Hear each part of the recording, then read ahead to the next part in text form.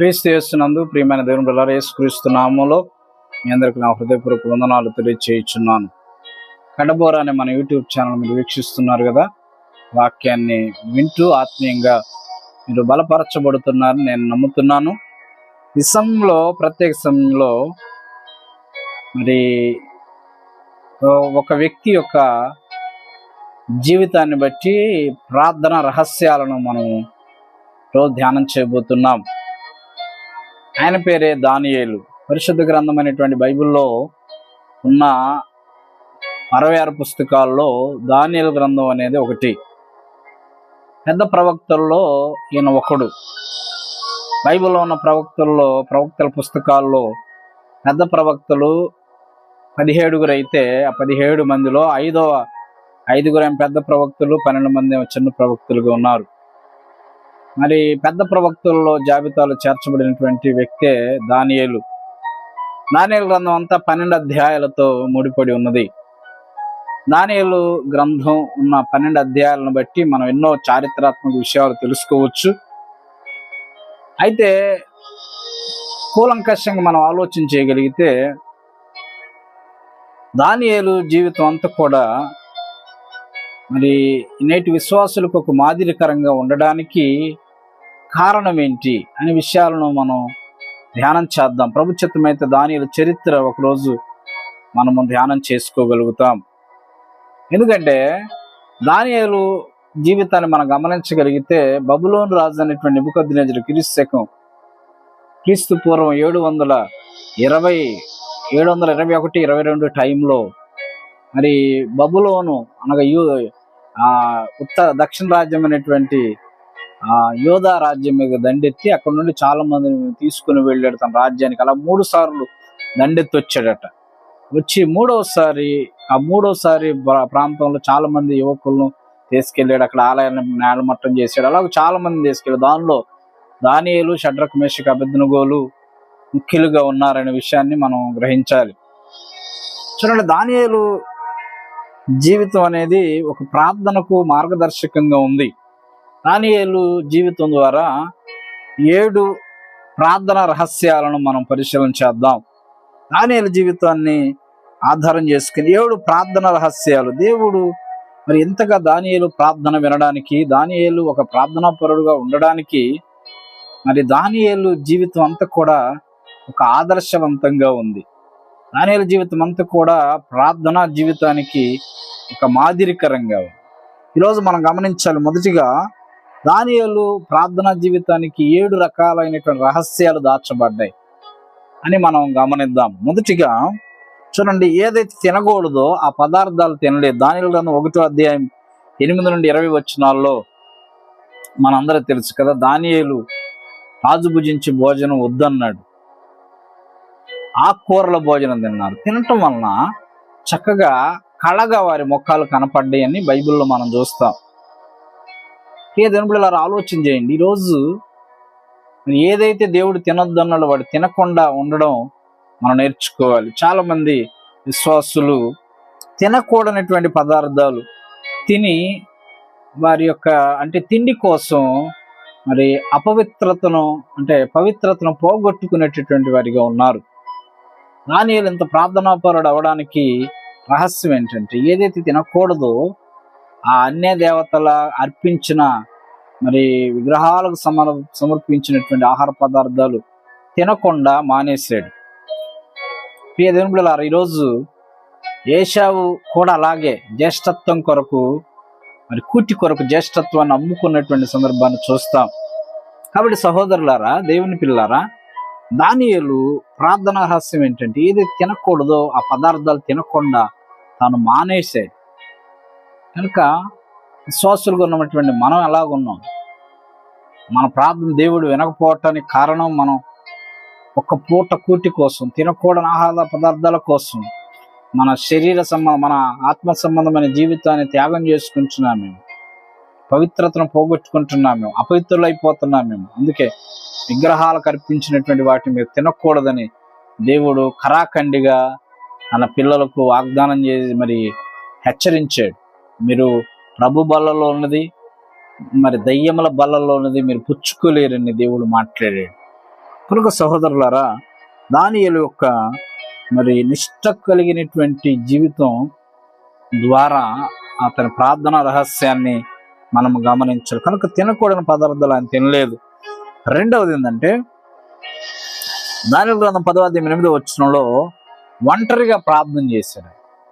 ఒంటరిగా ప్రార్థన చేసే అలవాటు దానియేలుకు ఉంది.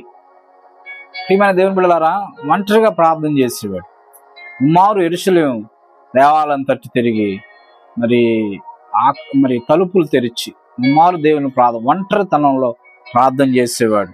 లూకాసు వార్త 9:18 యేసుక్రీస్తు కూడా ఒంటరిగా మెట్ట మీద ఉండి తన శిష్యులను పంపించి ఒంటరిగా ప్రార్థన చేయుటకు ఒంటరిగా ఉన్నాడని బైబిల్లో ఉంది. కాబట్టి సహోదరులారా, మన జీవితంలో మనం కూడా దేవుడు మన ప్రార్థన అంగీకరించాలంటే ఒంటరిగా ఏకాంతంగా ప్రభుతో గడిపే అనుభవంలోనికి మనం రావాలి. ఏకాంత ప్రార్థన, ఏకాంతంగా ప్రభుతో గడపటమే దానియేలు ప్రార్థన రహస్యం అన్నమాట. ఏకాంతంగా ప్రార్థన. సహోదరులారా, ఏకాంతంగా ప్రార్థన చేయిస్తున్నారా? ప్రభుత్వం మీకు సహవాసం ఉందా?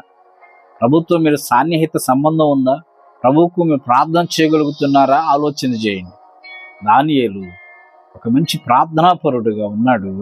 ఒంటరిగా ప్రార్థన చేయటం అలవాటు చేస్తాడు. ఏకాంత ప్రార్థన మరి దేవునితో మనకు సత్సంబంధాన్ని కలిగించేటటువంటి ప్రార్థనగా ఉన్నాడు. ఏకాంతంగా ప్రభుతో మాట్లాడే అనుభవంలోనికి మనం రావాలి. మూడవదిగా దానియేలు గ్రంథం 9:4-8 పితరుల పాపాన్ని ఒప్పుకుంటూ ప్రార్థన చేశాడు. ప్రభా, మేము ఈ చెరలో ఉన్నామంటే, కష్టాల్లో ఉన్నాం, వేదనలో ఉన్నామంటే కారణం మా పితరులు ఎన్నో భయంకరమైనటువంటి పాపాలు చేశారు. ఆ ఉగ్రతను మా మీదకి వచ్చింది. ప్రభా, మా పితరుల పాపాన్ని కూడా క్షమించమని, మమ్మల్ని చెరలో నుండి విడిపించమని దానియేలు ప్రార్థన చేసినట్టుగా మనం చూస్తాం. కనుక దానియేలు ప్రార్థన రహస్యం ఏంటంటే, మూడవదిగా పితరుల పాపాన్ని కూడా ఒప్పుకుంటూ ప్రార్థన చేశారు. కనుక మనం కూడా మన ప్రార్థన రహస్యం, మనం కూడా మంచి ప్రార్థనా పరులుగా దానియేలు వలె ఉండాలంటే మనం కూడా పాపాన్ని కప్పుకోకుండా ఒప్పుకోవాలి. సామెతల గ్రంథంలో అదే వ్రాయబడింది కదా, అతిక్రమం దాచిపెట్టువాడు వర్ధిల్లుడు, వాటిని ఒప్పుకొని విడిచిపెట్టువాడు కనికరము. కనుక సహోదరులారా, ఆలోచన చేయండి. మనము మన పాపాన్ని ఒప్పుకుంటే ఖచ్చితంగా దేవుడు మన ప్రార్థన వింటాడు. గోనె పట్ట కట్టుకుని ధూళి పోసుకుని, ప్రభా, మా పితరులు చేసిన పాపాన్ని క్షమించమని ప్రార్థన చేసి, రోజు నీవు కూడా పాపాన్ని కప్పుకోకుండా ఒప్పుకో. నీ కుటుంబంలో ఉన్న వారి తప్పిదాలను దేవుని దగ్గర ఒప్పుకొని విడిచిపెట్టగలిగితే కనికరాన్ని ఉంది. అందుకే దేవుడు దానియేలు ప్రార్థన అంగీకరించాడు. నాలుగో రహస్యం ఏంటంటే, దానియేలు గ్రంథం 6:9-11 శ్రమలు వచ్చినా కానీ ప్రార్థన మర్చిపోలేదు. శ్రమల్లో కూడా దేవుని మర్చిపోవాలి. అది దానియేలు ప్రార్థన రహస్యం. నాలుగవదిగా శ్రమల్లో కూడా ప్రార్థన అంటే దేవుని మర్చిపోవాలి. చూడండి, దేశంగానే దేశం వచ్చాడు, శత్రువు చేతికి అప్పగింపబడ్డాడు. మరి ఇశ్రాయేల్ దేశం నుండి మరి బబులోను దేశానికి బానిసగా వచ్చాడు. అయినా కానీ ప్రార్థన, శ్రమల్లో కూడా తన భక్తిని మరవలా, తన ప్రార్థన జీవితం మరవలా, శ్రమంలో కూడా దేవుని మర్చిపోలే. అదేవిధంగా ఆయన మీద ఎంతో మంది కక్షగట్టి గుహలో పడేసిన అంత మాత్రం కూడా తాను భక్తిని విడిచిపెట్టలేదు, దేవుని మర్చిపోలేదు. నా దేవుడు నన్ను రక్షిస్తాడు, ఈ భయంకరమైన శ్రమల కొలిములో నుండి కూడా దేవుడు నన్ను కాపాడగలడనే దృఢమైన విశ్వాసము దేవుని పట్ల మరి దానియేలుకు ఉంది. సహోదరులారా, ఆలోచన చేయండి.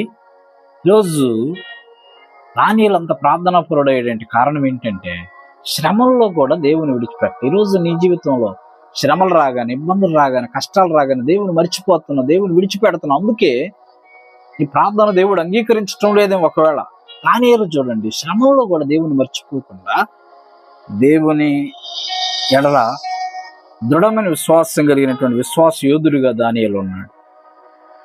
ఐదవదిగా మనం గమనించగలిగి దానియేలు గ్రంథం 9:3 ఉపవాసం ఉండేవాడు అన్నమాట. దానియేలు ప్రార్థన రహస్యం ఏంటంటే ఉపవాసం ఉండేవాడు. యోవేలు గ్రంథం 2:12-15 మీరు ఇప్పుడైనా ఉపవాసం ఉండండి అంటారు.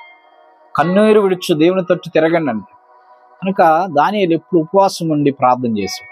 ఉపవాసం అలవాటు చేసుకోవాలి. దేవుని పిల్లలు ఉపవాసం అలవాటు చేసుకోవాలి. ఉపవాసం లేకుండా చేసే భక్తి తుమ్మితి ఊడిపోయి ముక్కు లాంటి. కనుక ఉపవాస ప్రార్థన కలిగి ఉండండి, ఉపవాసం ఉండండి ప్రభు కొరకు. మీ జీవితాల్లో మరి మీ బ్రతుకులు మార్చబడినట్లుగా మీరు ఉపవాసం ఉండండి.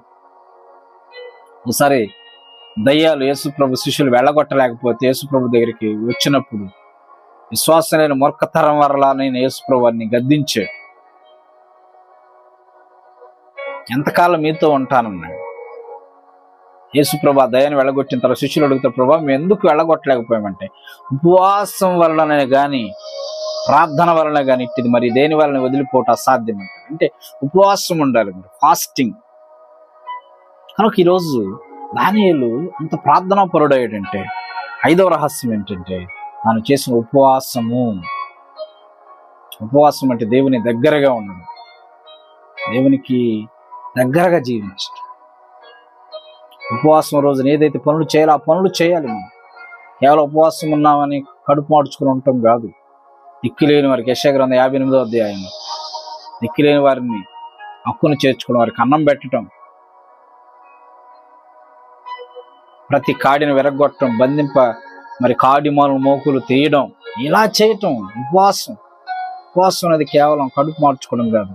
It is by action. You have to express your faith by action. అంటే మన విశ్వాసాన్ని క్రియల ద్వారా వ్యక్తం చేయాలి. అదే ఉపవాసం, అది దేవుడు మెచ్చే ఉపవాసం.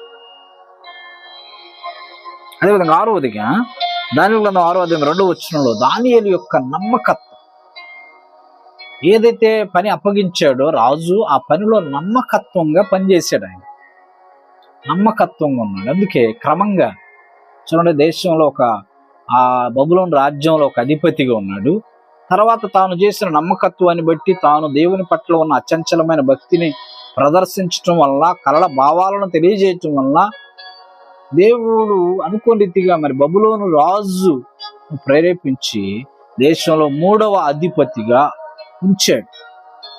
3 ప్రధానుల్లో ఒక ప్రధానిగా మరి దానియేలు చేయబడ్డాడు. కారణం ఏంటంటే నమ్మకత్వం. అందుకే దేవుడు అంటే బడా నమ్మకమైన మంచి దాసుడు అంటాడు. కొంచెంలో నమ్మకంగా ఉన్నాం, అనేకమైన వాటి మీద నియమిస్తాను. నమ్మకంగా ఉండు అని దీవులను మెండుగా ఉండనని దేవుడు మాట్లాడుతున్నాడు. కనుక దానియేలు యొక్క ప్రార్థన రహస్యం ఏంటంటే 6వదిగా నమ్మకత్వం. ఈరోజు నువ్వు నమ్మకత్వం కలిగి ఉండగలిగితే, నమ్మకంగా దేవునికి పరిచయం చేయగలిగితే, నమ్మకంగా ప్రభువులో నువ్వు సాగిపోగలిగితే దేవుడు నీ కొరకు అనేకమైన దీవెనలు దాచిపెట్టాడు, ఆశీర్వాదాలు దాచిపెట్టాడు. దానియేలు యొక్క నమ్మకత్వమే మన ప్రార్థనా రహస్యంలో గల 6వ అంశంగా మనం చూస్తాం. 7వదిగా మనం చూడగా దానియేలు 5వ అధ్యాయం 17వ వచనంలో దైవ చిత్తానికి లోబడ్డాడు దానియేలు. అందరూ ఆ దేశంలో ఉన్నటువంటి జ్ఞానులు అందరూ సంహరించడానికి వెళితే రాజు యొక్క కలభావాన్ని చెప్పేసరికి దానియేలు అతని స్నేహితులు కూడా తీసుకుని వెళుతుంటే దానియేలు అన్నాడు, ఆగండి ఒక మాట, నేను దేవుని దగ్గరికి వెళ్ళి తెలుసుకొని వస్తాను అని దైవ చిత్తానికి లోబడ్డాడు. దైవ మర్మాలను తెలుసుకున్నాడు. ఎప్పుడు కూడా దేవుని చిత్తానికి వ్యతిరేకంగా ఏం చేయలేదు దానియేలు.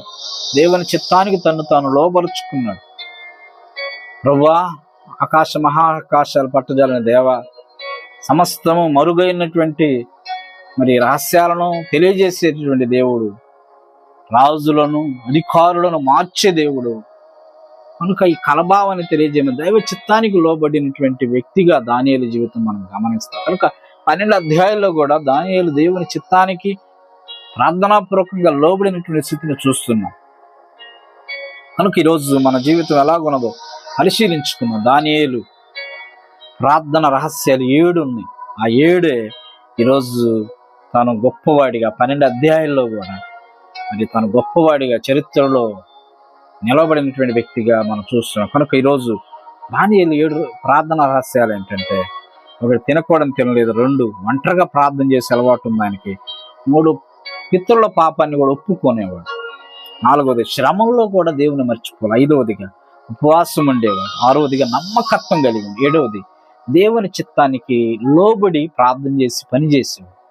కనుక ఈరోజు నీ జీవితం కూడా ఆశీర్వదించబడాలంటే, దానియేలు వలె నువ్వు కూడా హెచ్చించబడాలంటే, నీ ప్రార్థన దేవుడు వినాలంటే, సింహాల భూమిలో కూడా సింహాలు ఏం చేయలేడు, అంత ప్రార్థన ఎదురుగా దానియేలు ఉన్నాడంటే తాను చేసిన ప్రార్థనా రహస్యాలు, తన భక్తి జీవితం ఎలాగుందో పరిశీలించుకుని ఈ రోజైనా సరే సహోదరుడు ప్రార్థన జవాబు రావడం లేదని, ప్రార్థన దేవుడు వింటలేదని వేదన పడొద్దు. అయితే దానియేలు గొప్ప ప్రార్థనా పరుడయ్యాడు. ఎలాగంటే తాను అనుసరించిన 7 సూత్రాలు, తన భక్తియుక్తమైనటువంటి సూత్రాలను బట్టి తాను ఒక మంచి ప్రార్థనా యోధుడిగా మారాడు. కనుక నువ్వు కూడా అలాగ ఉండాలని ఈ వాక్యాన్ని బట్టి నువ్వు సంధించబడి మంచి ప్రార్థనా యోధులుగా, నమ్మకస్తులుగా దానియేలు వలె మీరు మారాలని ప్రభు పేరట జ్ఞాపకం చేస్తూ దేవుడు మిమ్మల్ని దీవించి ఆశీర్వదించి బలపరచునుగాక.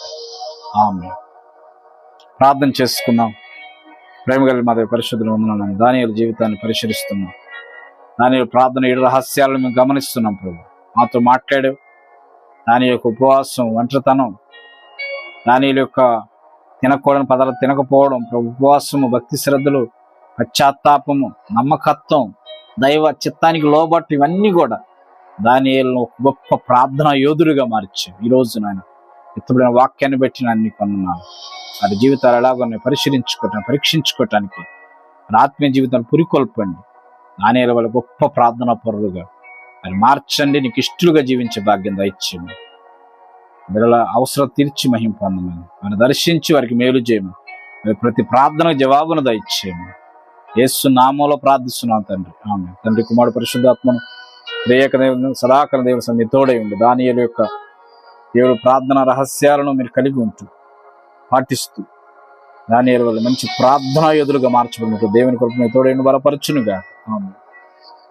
క్రీస్తు యేసునందు సహోదరులారా, కడబోర అనే మన యూట్యూబ్ ఛానల్ వాక్యాన్ని వింటున్నారు కదా. ఈ వాక్యం మీకు ఆశీర్వాదకరంగా ఉందని, మీ ఆత్మీయ జీవితాలకు ఎంతో ఉపయోగకరంగా ఉందని నేను నమ్ముతున్నాను. ఆశీర్వాదకరంగా ఉన్నటువంటి వాక్యాన్ని మీరు అనేకులకు షేర్ చేయటం ద్వారా ఈ పరిచయలో పాలిభాగస్తులు అవ్వండి. కడబోర అనే మన యూట్యూబ్ ఛానల్ మీరు సబ్స్క్రైబ్ చేసుకోండి, లైక్ చేయండి, షేర్ చేయండి. మీ ప్రార్థన అవసరతలు ఏమంటే కామెంట్ సెక్షన్లో నాకు తెలియజేయండి. దేవుడు మిమ్మల్ని దీవించి ఆశీర్వదించునుగాక. ఆమేన్. అందరికీ వందనాలు.